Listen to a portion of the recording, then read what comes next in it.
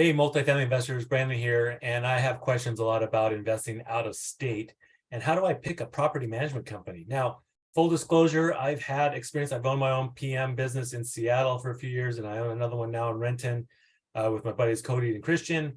And so I know what it's like in the trenches as a PM. So I also know then what their day-to-day is like and what I should be asking that PM when I'm vetting them for managing my properties in other states, like Idaho, for instance, okay?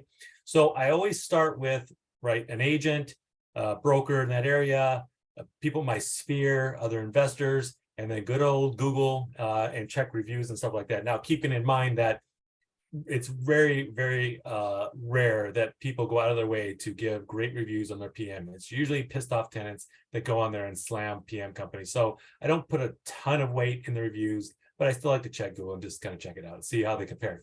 So when I get some referrals, preferably 2 or 3, pick up the phone, call them, and I ask for information about their leasing fees. What is the going rate, and how much for leasing a property, a unit up, doing a lease up, how much for renewals, kind of get the basics on their fees, okay? And what kind of services are a la carte or what's included and all that kind of stuff. Most of them may have a one sheet, or they'll type an email out or whatever and give you information on that.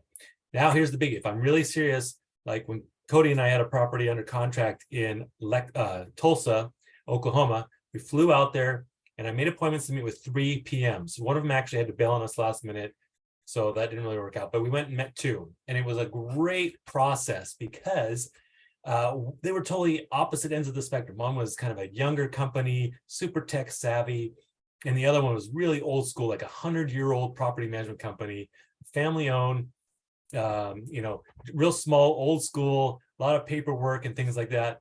But I actually really, really liked both of them, and I could see myself hiring them for particular properties, depending on the property and location, right? Maybe like an A-class, bigger property, I would go with the tech savvy thing. But if I'm doing C-class, tougher demographic, I might go with the gruffer, older, old school PM company. So it was great meeting both of those. And I also just like to find out what their character is like, what their office looks like and everything. And then I do a little bit more deep dive on my questions because I know, again, what their business is like. And I start off by say, how many units do you manage? Okay. Of those units, how many are multifamily? How many are single family or condos or storage or whatever else you're doing? I like to know what the mix is, because if I'm a multifamily investor, I prefer companies that have a good chunk of their portfolio is multifamily and not just all single family. Okay, that's the first one. And then I ask obviously what the mix is. The next one is, what kind of lease stocks do you use? Where do you get them from? Did an attorney write them for them? Are you part of a rental housing association in your city or state or county and you're getting docs from them? I like to make sure my PMs are using, really rock solid leases, not crappy stuff that's maybe dated or found online and things like that. So they got to be professional. If they're going to be professional, they should have good lease stocks. But I like to look at them myself. I'm not an attorney, but I like to look at them and see what they're using. The next one I ask is, what is your history with evictions?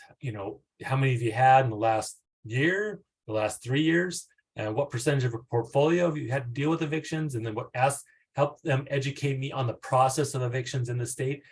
Tulsa, we were looking there because it's a landlord-friendly state for the most part, and they walked us through the steps on how you get somebody out. Made me feel very comfortable compared to Washington, for instance, and actually ask them about, so walk me through what your process is for screening or taking applications on properties, and what kind of criteria do you look for? What can you do legally or not, and what is illegal when it comes to screening in your area?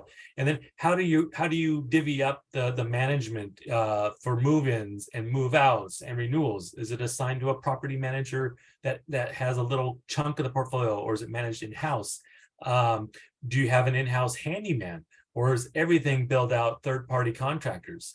I've had PMs in the past that had in-house handymen, and I felt like a lot of stuff was being billed pretty liberally against my property and to the benefit of my PM, versus PM I have like in Boise, that's all referred out third-party contractors, and they just have very good vetted contractors on their end. So I don't really worry about them like billing extra for the benefit of their company. So those are the main things I'm kind of asking. There's a couple more, but that's the main part of the process that I use to pre-vet PM companies. And it does make sense. If you are serious about an area, like we were in Tulsa, and I'm still watching Tulsa for as an example, to fly out there, invest in getting yourself acquainted and networking. And not a lot can be done via Zoom and stuff these days. And obviously we're doing videos a lot, but go walk some properties, get to know the PMs, get to know, they can tell you about the areas, some neighborhoods. And I'm still sending deals that come across my computer to these PMs there and say, hey, what do you think about this? I know it's been sitting, I'm sure the whole world's seen it. And they're like, yeah, that's because it's a really tough area, you know, there's a ton of crime and all this stuff. Well, and that's very helpful. That saves me a bunch of time from analyzing deals, because I get some one-on-one experience from locals like that. So if you are looking in other markets outside of Washington, connect with me first, because I have connections in so many cities across the country from investors and agents and PMs, because I'm looking at other markets. I vet PMs and agents in other markets, and I'm just connected in terms of just being in this business for so long. So if you're looking in Cincinnati or Kansas City or Colorado Springs or Tulsa or Arizona, I can pretty much find you a good connection to a good PM, a good agent broker in that area to help you meet your goals for buying properties. All right. Hope that is helpful. If you have any questions about how to vet a PM, please feel free to reach out. I could give you some more questions to maybe ask or think about when you're interviewing, because you are interviewing them. They are going to work for you, right? And their goals at the end of the day should be to protect the value of your asset, to maintain that asset, to place and keep good tenants for you, right? So hope that's helpful. Let me know in the comments, or reach out anytime. My information's below. Cheers.